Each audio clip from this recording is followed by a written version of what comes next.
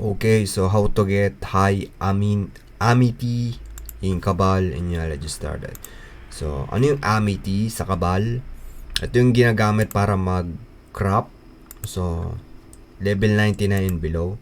So, kapag na-quest nyo na yung pwede na kayo mag-crop dito sa Portlax, makikita mo hindi nyo pa pwedeng i-unlock yung iba kasi level 0 pa yung amenity nyo. For example, ika-crop natin yung Force Essence para sa Force Wing natin. Kailangan natin lang 500 na amenity. Ito yung kailangan requirements para ma-unlock natin to.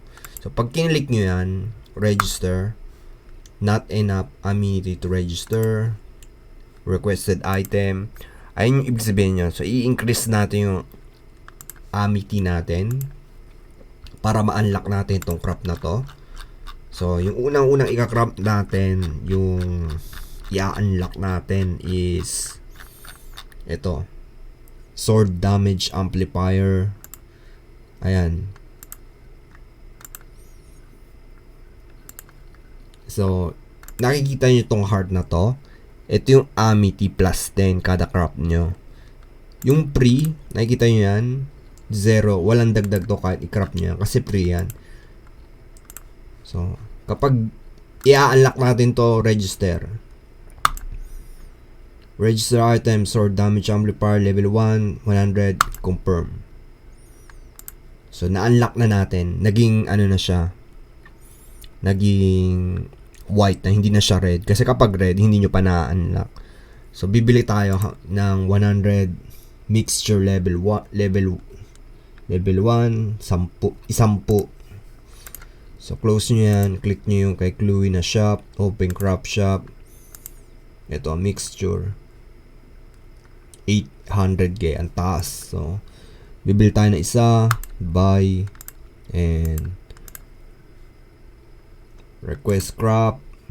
99 below. And you know what?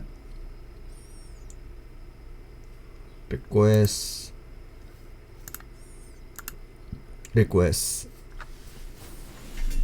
So, ayan yun na.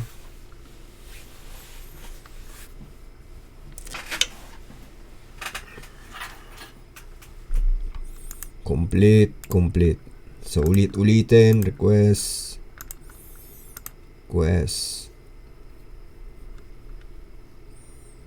So, di ba na ano natin, apat na beses tayo nag-crop. Yan, 40 na yung ano natin, yung amity natin. So, uulit-ulitin nyo lang. Magka-crop lang kayo ng magka-crop. Paulit-ulit. And, ayan. Ayun yung paraan para ma-unlock yung crop. So, ayun yung tutorial na to. So, ayan. Mag-crop na kayo. Mag-start na kayo ng crop.